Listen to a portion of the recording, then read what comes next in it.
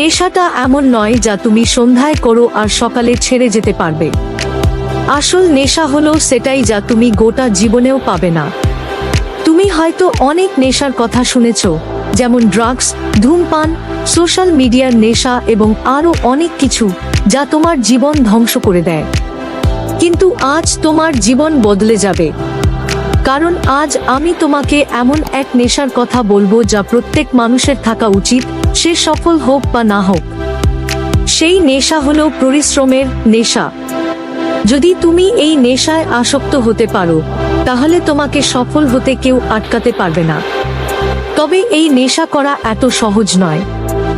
যত বেশি কেউ একটি নেশা করে, ততই সে এর প্রতি আসক্ত হয়ে পড়ে। কিন্তু এই নেশাটা একটু আলাদা। আমরা এতে আসক্ত নই, বরং আমরা এড়িয়ে চলতে চাই।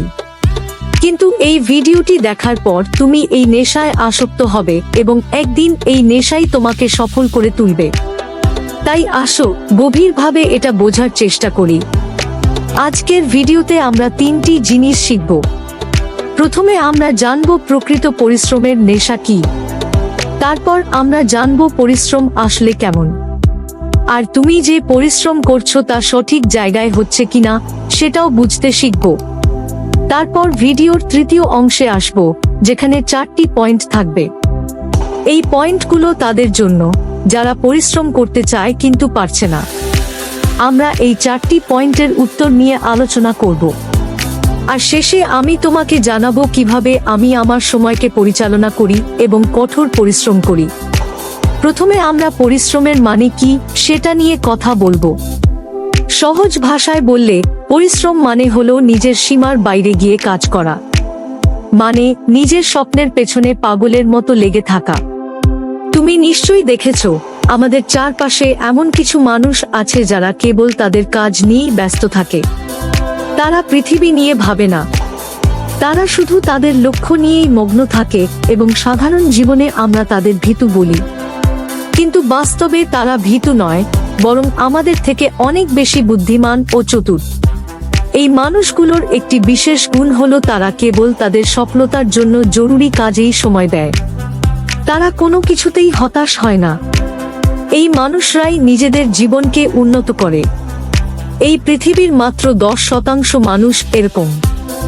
তাদের একটি নীতি হলো, তারা 1 থেকে বছর কঠোর পরিশ্রম করবে, পাগলের মতো কাজ করবে, কিন্তু সফল হওয়ার পর তারা রাজাদের মতো জীবনযাপন করবে।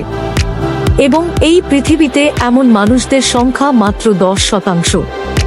যদি তুমি জীবনে কিছু বড় করতে চাও, তাহলে এই ভিডিওটি শেষ পর্যন্ত দেখতেই হবে।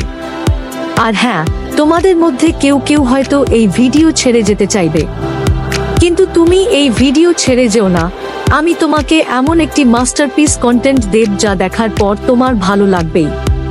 তাই আসো পরিশ্রমের মানে বোঝার চেষ্টা করি। পরিশ্রম মানে হলো নিজের স্বপ্নের জন্য সীমাহীন পরিশ্রম করা।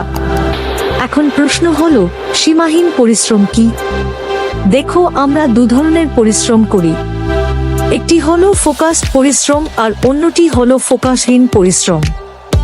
ফোকাসহীন পরিশ্রমকে সীমাহীন পরিশ্রম বলা যায় না। এটা একটি প্রচেষ্টা, কিন্তু এটা গাধার মতো পরিশ্রম যার কোনো ফল নেই। আজকাল মানুষ এরকমই পরিশ্রম করছে, আর তারপর তারা বলে যে আমরা কোনো ফল পাচ্ছি না। তুমি ফল পাচ্ছ না কারণ তুমি সঠিকভাবে পরিশ্রম করছো না। চলো একটা উদাহরণ দিয়ে ব্যাপারটা বোঝাই। ধরো, তোমাকে কলকাতা থেকে দিল্লি যেতে হবে, তাও হেঁটে। তোমার সামনে হেঁটে যাওয়ার কোনো বিকল্প নেই, আর দিল্লিটা তোমার বিপরীত দিকে। কিন্তু তুমি ডান দিকে হেঁটে যাচ্ছ। তুমি মাইলের পর মাইল হাঁটছো। সূর্য তোমার মাথার ওপর থেকে তোমার পায়ের তলায় পর্যন্ত জ্বলছে। তোমার পা ব্যথা করছে, তবু তুমি হাঁটছো। তাহলে বলো, তুমি কি কখনো দিল্লিতে পৌঁছাতে পারবে? কখনো না। কারণ তুমি চেষ্টা করছো, কিন্তু সঠিক দিকে নয়। কিন্তু তুমি লক্ষ্য অর্জন করতে পারছো না। এখন প্রশ্ন হলো, আমরা যে পরিশ্রম করছি তা সঠিক দিকেই কি হচ্ছে নাকি ভুল দিকে? এটা বুঝতে হলে কি করতে হবে? যেই ক্ষেত্রেই কাজ করো না কেন, তোমাকে দেখতে হবে এই ক্ষেত্র তোমার কাজকে সহজ করছে কিনা। এতে তোমার জন্য কোনো বিভ্রান্তি তৈরি হচ্ছে কিনা, এবং যদি উত্তর হ্যাঁ হয় তাহলে বুঝে নাও যে তুমি সঠিকভাবে পরিশ্রম করছো। কিন্তু যদি উত্তর না হয় তবে বুঝে নাও যে তুমি ভুলভাবে কাজ করছো, যা সংশোধন করা অত্যন্ত কঠিন। এখন আমরা ভিডিওটির তৃতীয় অংশে আসব, যেখানে 90% লোক সমস্যার মুখোমুখি হয়, অর্থাৎ তারা পরিশ্রম করতে চায় কিন্তু পারে না, এবং কি তাদের এই পরিশ্রম করতে বাধা দেয়।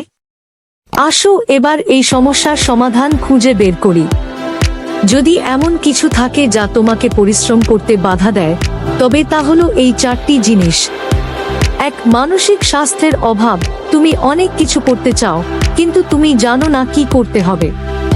তোমার মস্তিষ্ক জানে না জীবনে করতে হবে, এবং যতক্ষণ না তোমার মন পরিষ্কার হবে তুমি জীবনে কিছু বড় করতে পারবে না, কারণ তুমি একটিমাত্র জিনিসে মনোযোগ দিতে পারবে না। তোমার মস্তিষ্ক জানে না তার শক্তি কোথায় পাঠাবে, এবং যেদিন তোমার মস্তিষ্ক জানবে কোথায় তার শক্তি পাঠাতে হবে, তখন থেকে বুঝে নাও যে সেদিন তোমার পদক্ষেপ সফলতার দিকে এগিয়েছে, কারণ এখন তোমার মস্তিষ্ক জানে কি করতে হবে। তখন সে সেই কাজে 100% দেবে। তোমাকে জানতে হবে তুমি জীবনে কি করতে চাও, তোমার লক্ষ্য কি, এবং যখন তুমি এটা জানবে তখন তুমি কঠোর পরিশ্রম করতে সক্ষম হবে। 2. ভুল দিক। তুমি কি কখনো নিজেকে প্রশ্ন করেছো যে তুমি যা করছো তুমি কি সঠিক দিকেই করছো? তুমি কি গাধার কাজ করছো? আর যদি উত্তর হ্যাঁ হয় তাহলে তুমি যতই কাজ করো না কেন জীবনে কিছুই হবে না। গতি অপেক্ষা দিক অনেক বেশি গুরুত্বপূর্ণ। 3. বাজারের চাহিদা। যদি তুমি এমন একজন মানুষ হও যে মনে করে আমি এটা করব, সেটা করব এবং একই সাথে অন্য কাজও করতে পারবো, তাহলে তুমি ভুল পথে আছো। কারণ তুমি যদি জীবনে সফল হতে চাও তাহলে তোমাকে একবারে একটি কাজ করতে হবে, যাতে তুমি সেই কাজটি সম্পূর্ণভাবে সুবিধাজনকভাবে করতে পারো। আমি এটা বলতে চাই না যে তুমি তোমার জীবনে শুধুমাত্র একটি কাজই করতে হবে। আমি বলতে চাই যে যখন তুমি কোনো কাজ করো তখন তোমার মন শুধুমাত্র সেই কাজের উপরেই কেন্দ্রীভূত থাকা উচিত। 4. মনোযোগ বিভ্রান্তি। এই প্রযুক্তির যুগে যদি এমন একটি জিনিস থাকে যা মানুষকে ক্ষুব্ধ করে, তবে তা হলো মনোযোগ বিভ্রান্তি। একজন ক্যান্সার আক্রান্ত ব্যক্তি কিছু করতে পারে, কিন্তু একজন বিভ্রান্ত ব্যক্তির কিছু করার সম্ভাবনা নেই। এবং আজকের পৃথিবীতে সবচেয়ে বড় বিভ্রান্তি হলো স্মার্টফোন। এই স্মার্টফোন তোমাকে আটকে রেখেছে, এটি তোমাকে তোমার লক্ষ্য থেকে দূরে সরিয়ে রেখেছে।